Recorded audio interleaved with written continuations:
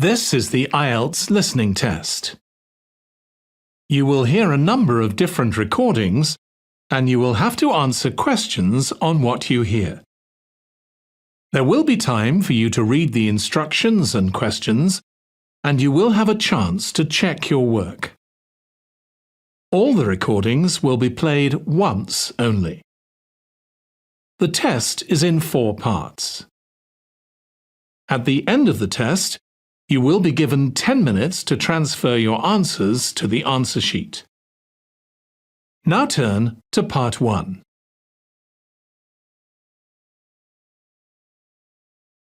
Part 1. You will hear a telephone conversation between 2 friends called Julie and Nick about cheap accommodation in the city of Darwin, Australia. First, you have some time to look at questions 1 to 6.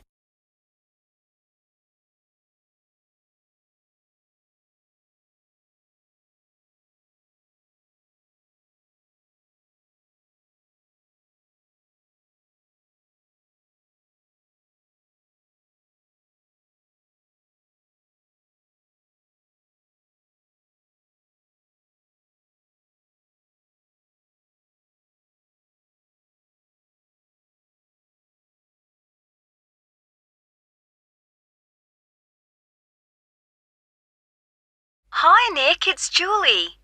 Have you managed to find any information about accommodation in Darwin? Hi, I was just going to call you. I found some on the internet. There are quite a few hostels for backpackers there. The first possibility I found was a hostel called Top End Backpackers. Okay. It's pretty cheap. You can get a bed in a dormitory for $19 per person. Private rooms cost a bit more, but we'll be okay in dormitories, won't we? Sure. So, that hostel has parking, though that doesn't really matter to us, as we'll be using public transport. Yeah. Are there any reviews on the website from people who have been there? Well, yes. They aren't all that good, though. Some people said they didn't like the staff. They had an unfriendly attitude. That's quite unusual in a hostel. Usually all the staff are really welcoming. That's what I thought. People said they liked the pool and the fact that the rooms had air conditioning. But the problem with that was that it was very noisy, so they were kept awake. But it was too hot if they turned it off, so they had to put up with it. Someone told me there's another hostel called Gumtree something. Gumtree Lodge. It costs a bit more, $45 a person. What? Oh, no, that's for private rooms. It's $23.50 for the dorms. That's more like it. It looks to be in quite a good location. A bit out of town and quiet, but with good transport and quite near a beach. Has it got a pool? Yes, and its own gardens. The reviews for that one are mostly okay, except for one person who said they couldn't sleep because there were insects flying around in the dormitories. Not for me then. And I'd rather be somewhere central, really. Right. There's a place called Kangaroo Lodge. They've got dorms at $22, and it's downtown, near all the restaurants and clubs and everything. So that should suit you. And it doesn't close at night. So there's always someone on reception? That sounds good. The only criticism I saw was that the rooms were a bit messy and untidy because people just left their clothes and stuff all over the beds and the floor. Don't hostels usually have lockers in the bedrooms where you can leave your stuff? Yeah, they do usually, but apparently they don't here. Still, hostels are never particularly tidy places, so that doesn't bother me. And the same person said that the standard of cleanliness was pretty good, and especially the bathrooms. They were excellent as far as that went. Right. Yeah, I reckon Kangaroo Lodge sounds the best. Me too. Quite a lot of people reviewing it said it was really fun there. Like every night everyone staying there got together and ended up having a party, so it sounds like it's got a really good atmosphere. OK, let's go for that one. Before you hear the rest of the conversation, you will have some time to look at the questions 7 to 10.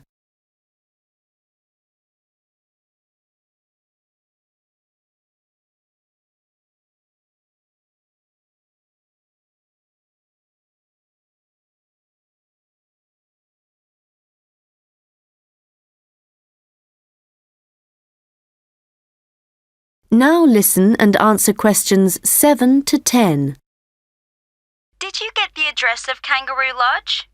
Yes, it's on Shadforth Lane. Can you spell that? Shadforth.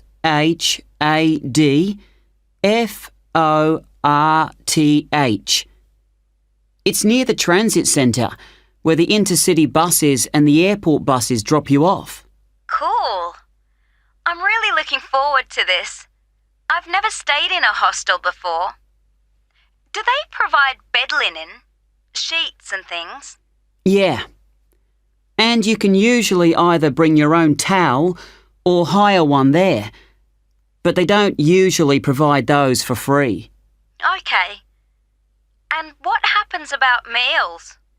Well, you don't have to pay extra for breakfast. It varies a lot in different places, but generally it's okay. And there's usually a cafe where you can buy a snack or a hot meal for lunch.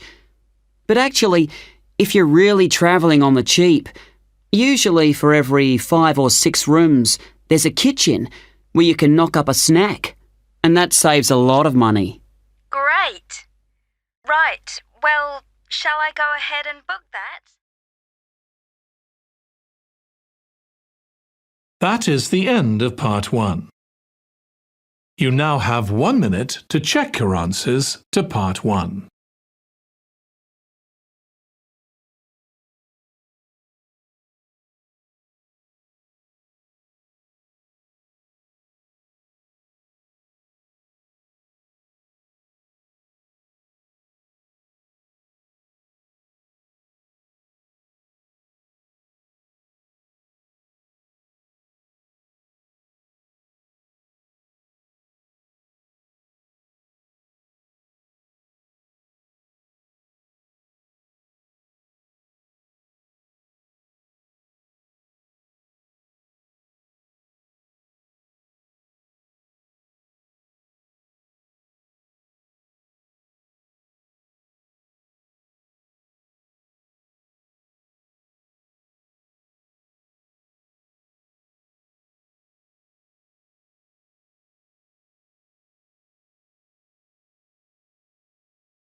Part 2. You will hear a guide at an outdoor sculpture park talking to a group of visitors. First, you have some time to look at questions 11 to 16.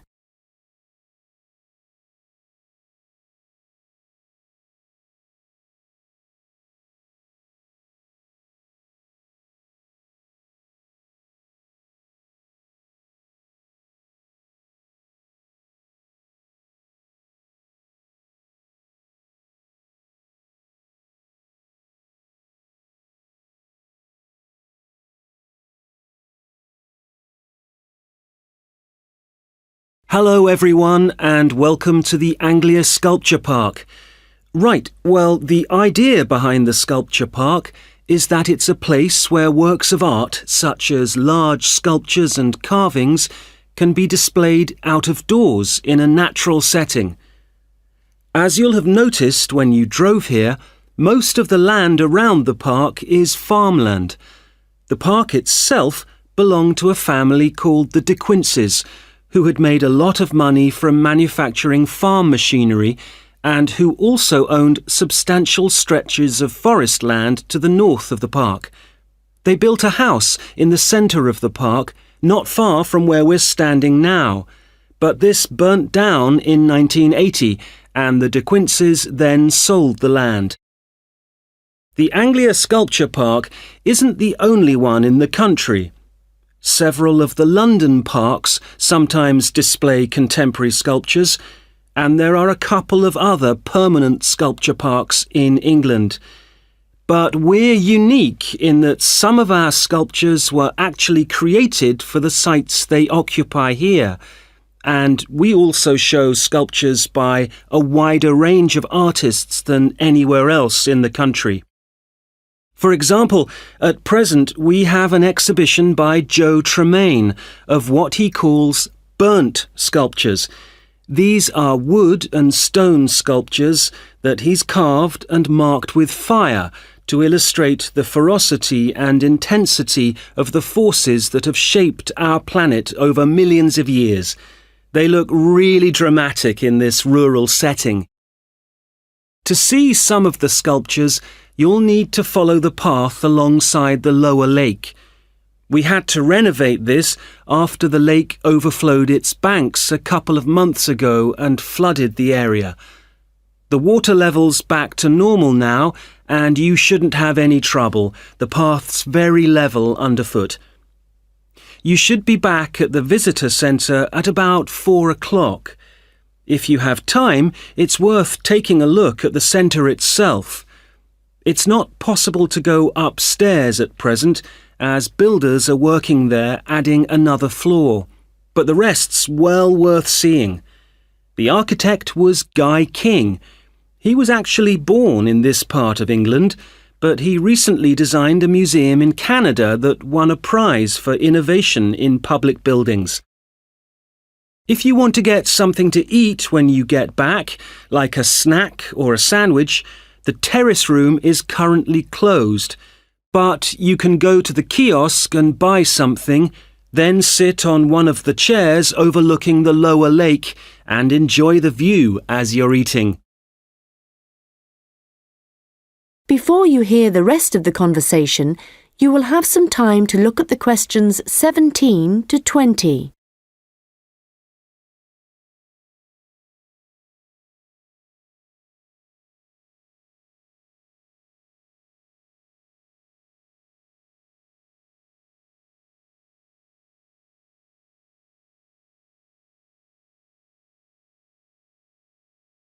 Now listen and answer questions 17 to 20.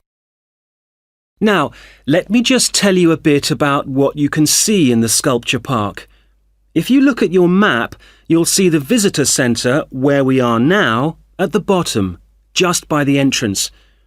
Since we only have an hour, you might not be able to get right around the park, but you can choose to visit some of the highlights. You might like to take a look at the Joe Tremaine sculptures, which are displayed on this side of the upper lake, just behind the education centre and near the bridge. They're really impressive, but please remember not to let your children climb on them. One of our most popular exhibitions is the Giorgio Catalucci bird sculptures. They're just across the bridge on the north side of the lower lake. I love the way they're scattered around in the long grass beside the lake, looking as if they're just about to take to their wings. You could also go to the garden gallery. It's on this side of the upper lake. From the visitor centre, you go to the education centre, then keep on along the path and you'll see it on your right. There's an exhibition of animal carvings there which is well worth a look. We also have the Longhouse. That's quite a walk. From here, you go to the bridge and then turn left on the other side. Soon you'll see a winding pathway going up towards the northern boundary of the park. Go up there and you'll find it at the top. They have some abstract metal sculptures that are well worth seeing if you have time. OK, well, now, if you... That is the end of part 2. You now have 30 seconds to check your answers to part 2.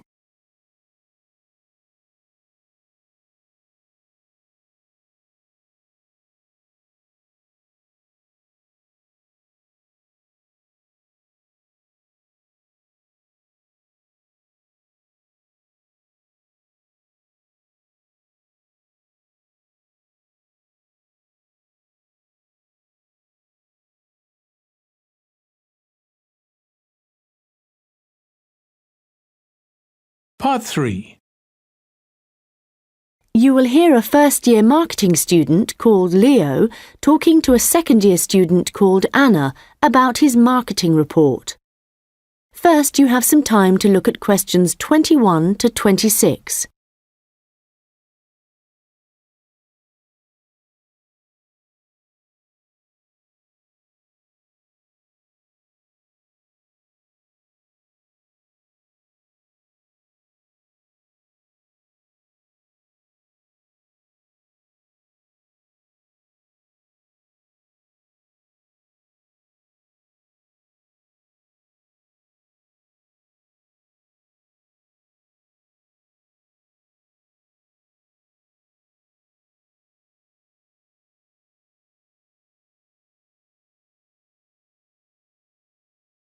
Anna, I wanted to ask you about my marketing report.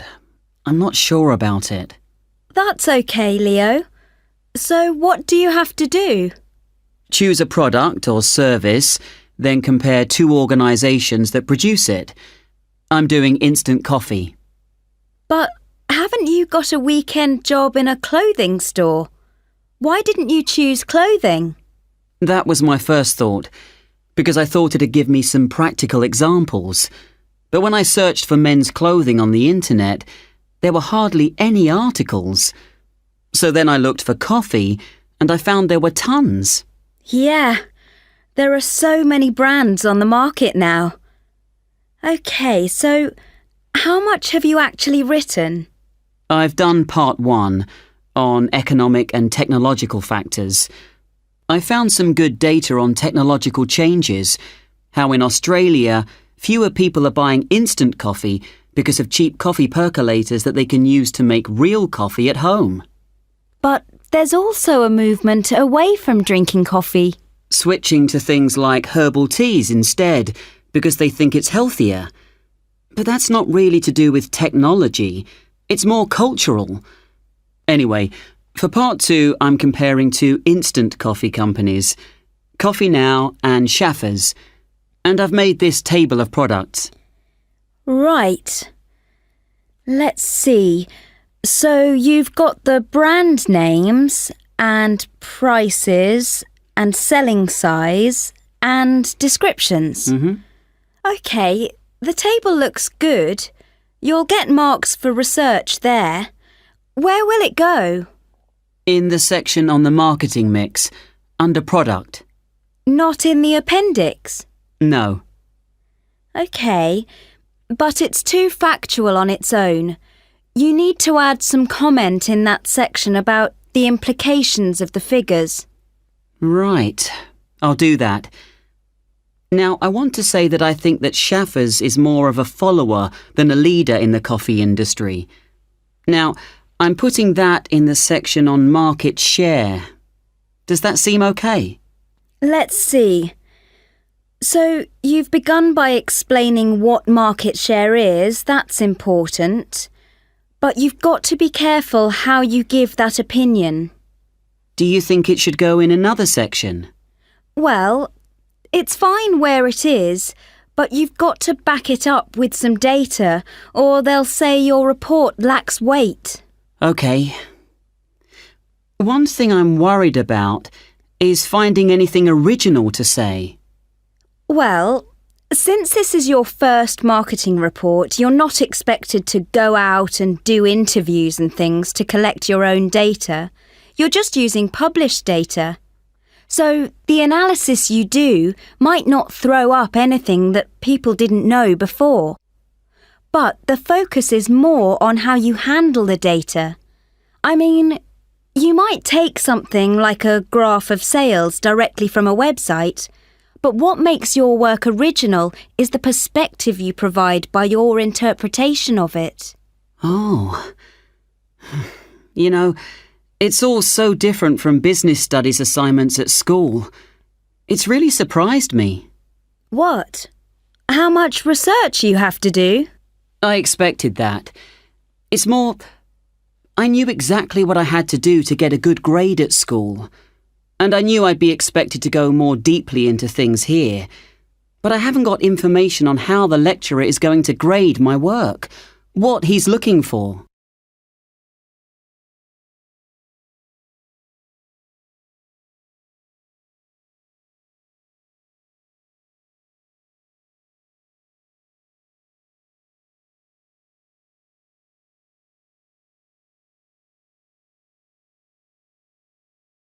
Now listen and answer questions 27 to 30. Well, one thing you have to remember is that in a marketing report, you've got to have what they call an executive summary at the beginning. I forgot that and I got marked down. Yeah, I've drafted it. I've got an overview. Have you got something about the background there? Yeah. Good. So, I've just made a summary of the main points. I wasn't sure whether or not I should have my aims there. No, that's too personal. The executive summary is just like what a manager would read to get a general idea of your report if he was in a hurry. Right.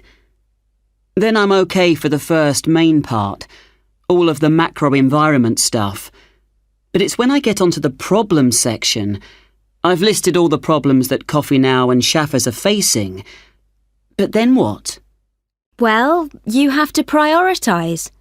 So indicate the main problems, and then you analyse each one by connecting it with a theory.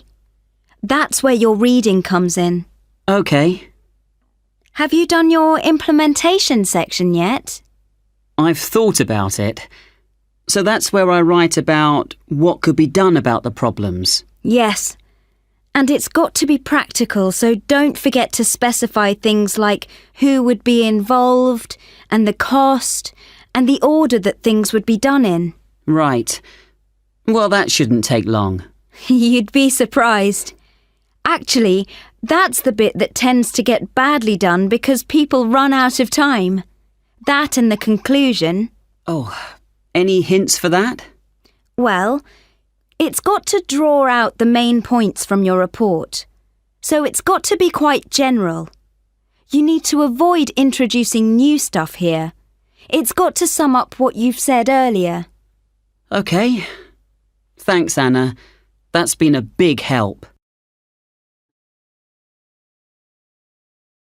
That is the end of part 3. You now have 30 seconds to check your answers to part 3.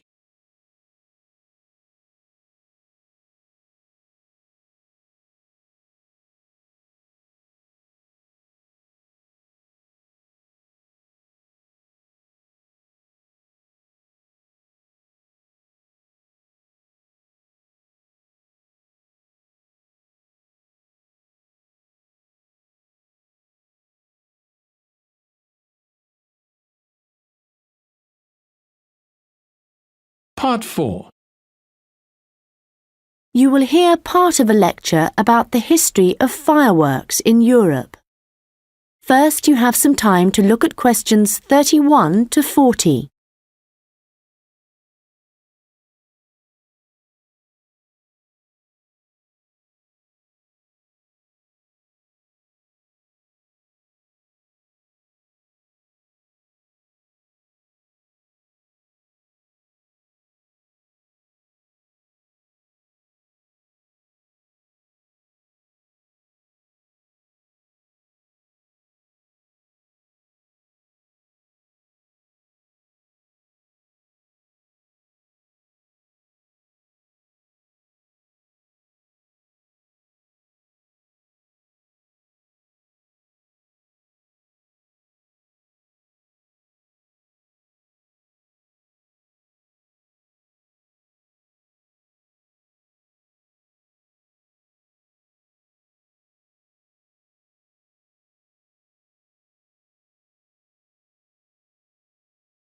Now listen carefully and answer questions 31 to 40. An interesting aspect of fireworks is that their history tells us a lot about the changing roles of scientists and technicians in Europe. Fireworks were introduced from China in the 13th century. Up to the 16th century, they were generally used for military purposes, with rockets and fire tubes being thrown at the enemy. But they were also sometimes a feature of plays and festivals, where their chief purpose was related to religion. By the 17th century, the rulers of Europe had started using fireworks as a way of marking royal occasions. Technicians were employed to stage spectacular shows which displayed aspects of nature, with representations of the sun, snow and rain. These shows were designed for the enjoyment of the nobility and to impress ordinary people.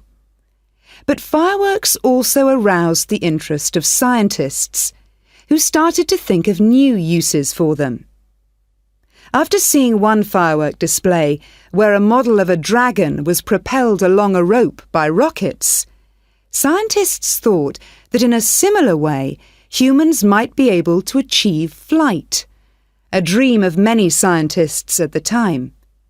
Other scientists, such as the chemist Robert Boyle, noticed how in displays one firework might actually light another, and it occurred to him that fireworks might provide an effective way of demonstrating how stars were formed. Scientists at the time often depended on the royal courts for patronage, but there was considerable variation in the relationships between the courts and scientists in different countries. This was reflected in attitudes towards fireworks and the purposes for which they were used. In London, in the middle of the 17th century, there was general distrust of fireworks among scientists. However, later in the century, scientists and technicians started to look at the practical purposes for which fireworks might be employed, such as using rockets to help sailors establish their position at sea. It was a different story in Russia, where the St. Petersburg Academy of Science played a key role in creating fireworks displays for the court. Here, those in power regarded fireworks as being an important element in the education of the masses, and the displays often included a scientific message. Members of the Academy hoped that this might encourage the royal family to keep the Academy open, at a time when many in the government were considering closing it. In Paris, the situation was different again. The Paris Academy of Sciences played no role in staging fireworks displays. Instead, the task fell to members of the Royal Academy of Painting and Sculpture. As in Russia, the work of the technicians who created the fireworks was given little attention. Instead, the fireworks and the spectacle they created were all designed to encourage the public to believe in the supreme authority of the king.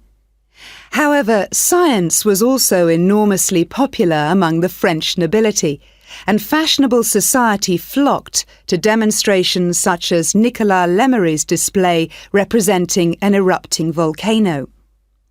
The purpose of scientists was basically to offer entertainment to fashionable society, and academicians delighted in amazing audiences with demonstrations of the universal laws of nature.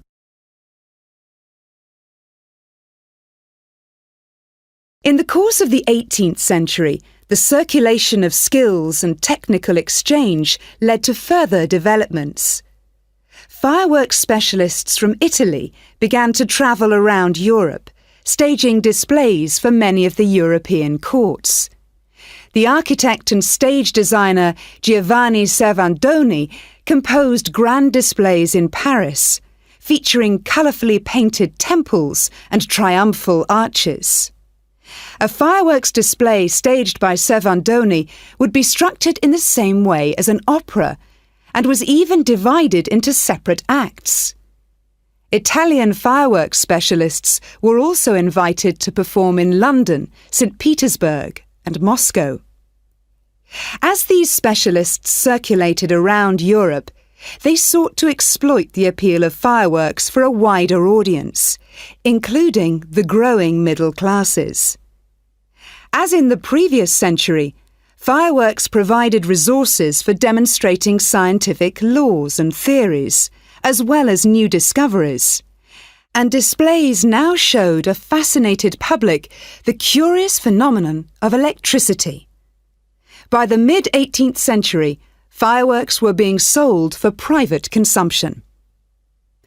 So the history of fireworks shows us the diverse relationships which existed between scientists, technicians, and the rest of society.